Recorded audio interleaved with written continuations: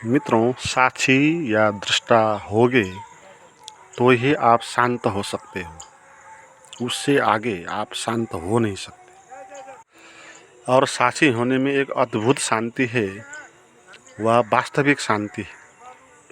जो भी अशांति होती है वो दृष्टा व साक्षी होकर ना देखने का परिणाम है और कुछ भी नहीं है। किसी भी चीज़ को आप देखते हो तो उस चीज़ से संबंधित होकर उससे तादात्म्यता स्थापित करके आप देखते हो तो वही अशांति या बंधन का कारण है। जिस भी चीज़ को देखते हो जानते हो कि आप तो देखने वाले हो और वो तो बाहर का दृश्य है। तो जब ये बात जानते हो और इस तरह देखते हो तो ही वो चीज़ आपके भीतर नहीं आ सकती, वो अशांति या बंधन, और आप अपने स्वभाव में पहुंच जाते हो और आप शांत हो जाते हो। इसलिए साधक को हर पल साक्षी या दृष्टा का प्रयोग करते रहना चाहिए, कहीं पर भी। और इसके लिए दृश्य और दृष्टा के बारे में अच्छी सी समझ होनी चाहिए। पहले क्या दृश्य होता है, क्या दृष्टा होता है। दृश्य का वो अर्थ है जो भी आपको अनुभव होता है, चाहे इंद्रियों के माध्यम से हो चाहे मन के माध्यम से हो, जो भी आपको अनुभव हुआ वो दृश्य होता है। और जिसको अनुभव हुआ वो दृष्टा होता है। ये दो बात समझ लें तो ही आप दृश्य से अलग होकर दृष्टा में पहुंच सकते हैं। और ये दृश्य दो किस्म के होंगे, एक आपके इंद्रियों के माध्यम से अनुभव होने वाले होंगे, एक आपके मन के माध्यम से अनुभव होने वाले होंगे।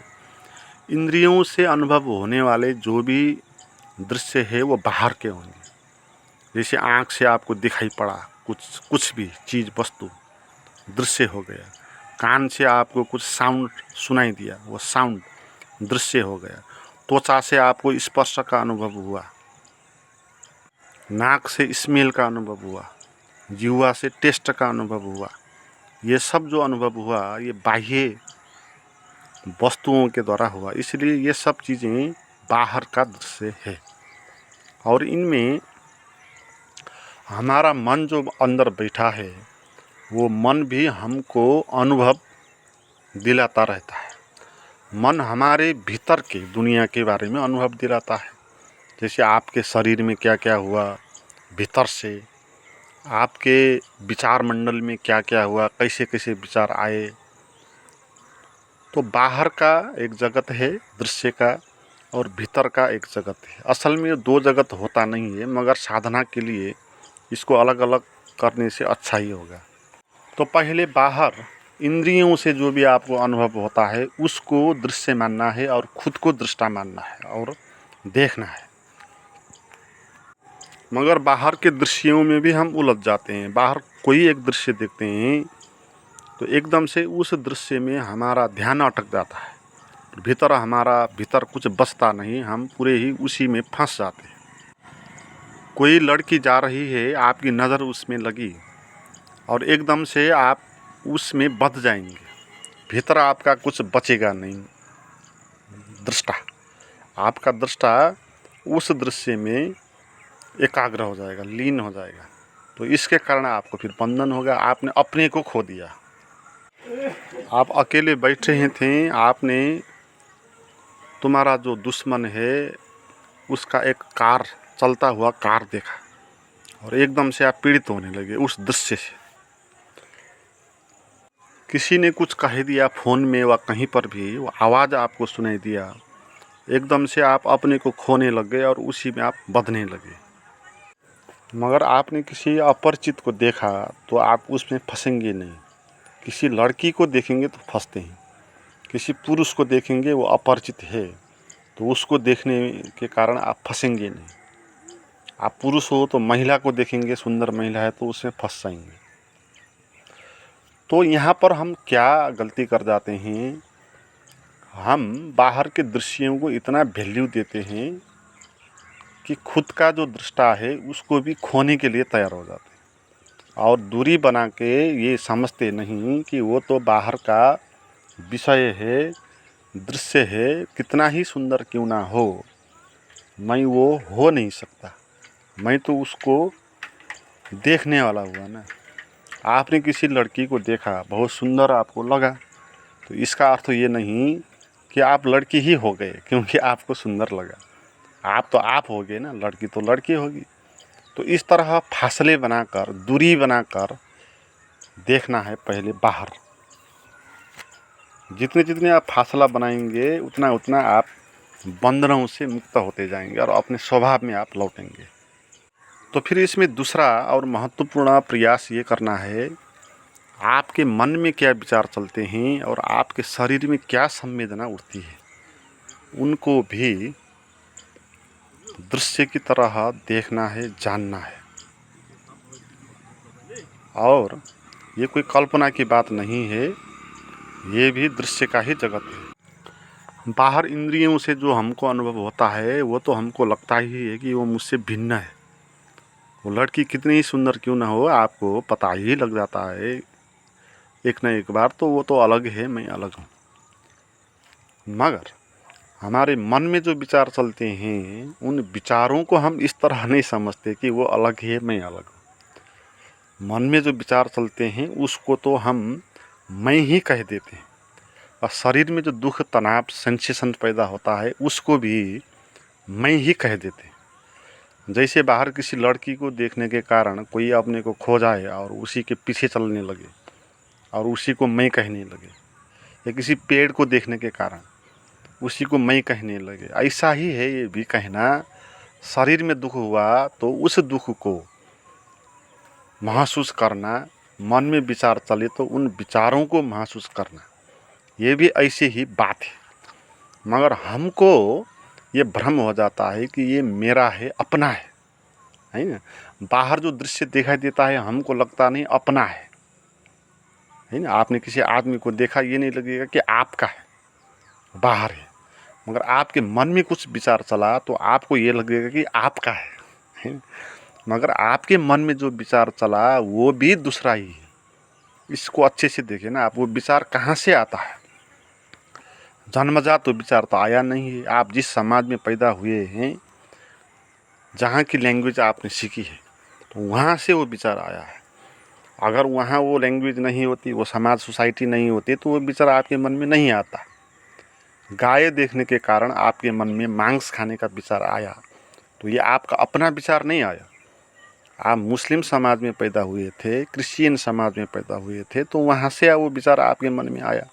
तो आपके मन में जो भी विचार आता है वो विचार आपका नहीं होता है, वो बाहर का ही होता है। और आप उस विचार को देखने वाले आप दृष्टा हो, क्योंकि आपने जाना ना कि आपके मन में ये विचार चला, ये किसको पता हुआ।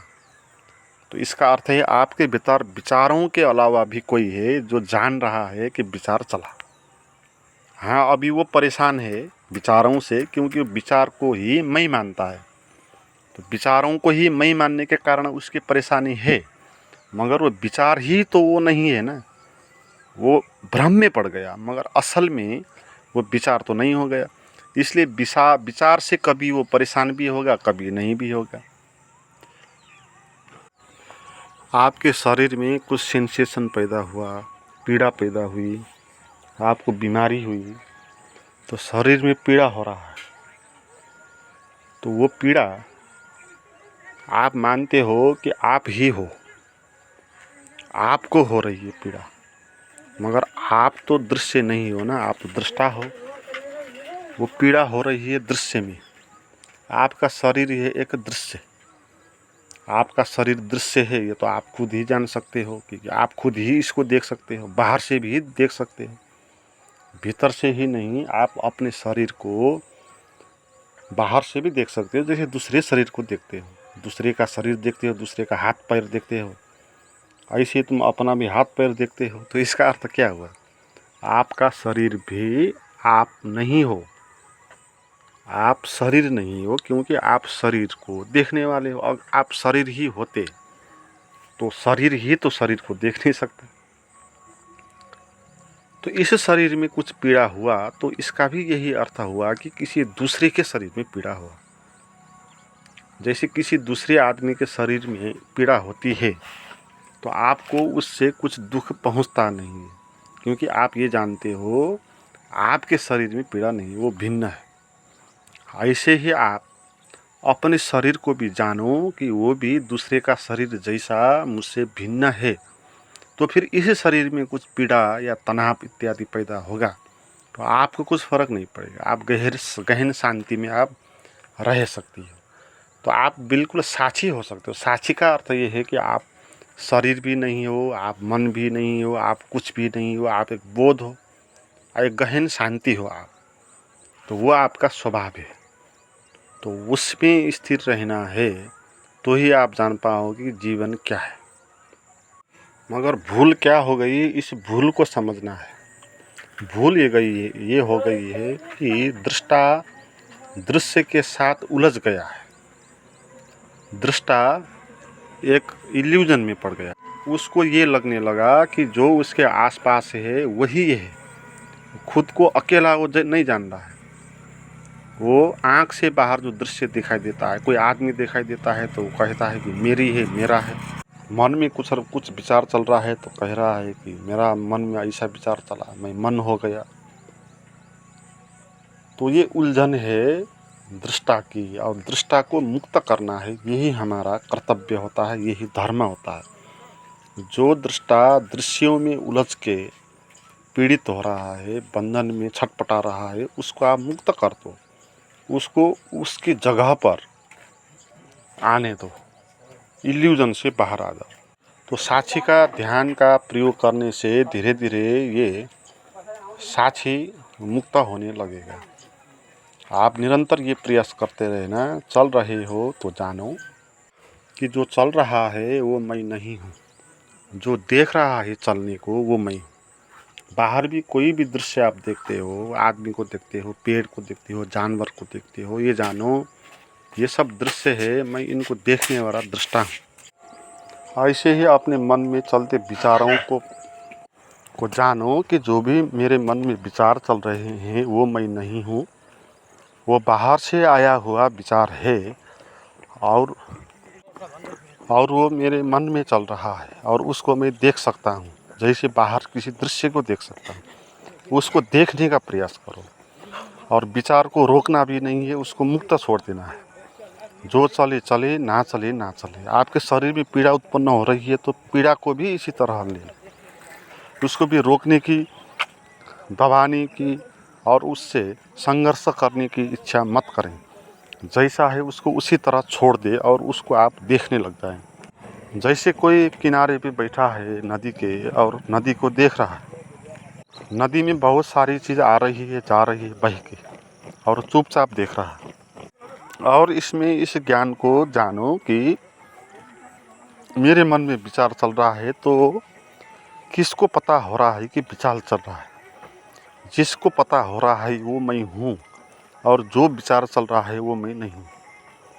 आपके मन में विचार चला तो किसको पता हुआ कि विचार चला? विचार को ही तो पता नहीं चलेगा कि विचार चला। तो आपके भीतर एक दृष्टा है, एक साक्षी का भाव है, उसको धीरे धीरे जगाना है। तो जगाने के लिए उसके प्रति प्रयास करना होगा, उसको अकेला छोड़ना होगा, उसको दृश्यों से हटाना होगा। तो अपने दृष्टा को दृश्यों से हटा दो और चुपचाप दृश्यों को देखते रहो, कुछ मत करो। या देखने का अर्थ है जानते रहो, जानते रहो कि जो भी चल रहा है वो दृश्य में चल रहा है और मैं तो इसको जानने वाला हूँ। तो दूरी बनाते जाओ। जैसे जैसे दूरी बढ़ती जाएगी वैसे वैसे आप विचारों से, शरीरों से अलग होते जाएंगे और निर्विचार निराकार होते जाएंगे। मित्रों, इस तरह की कुछ गाइडेड मेडिटेशन आपको आवश्यक पड़ सकती है तो मेरे पास कुछ हैं। इनको प्राप्त करने के लिए व्हाट्सएप पर चैट करें, उसका नंबर और लिंक डिस्क्रिप्शन में दिया हुआ है।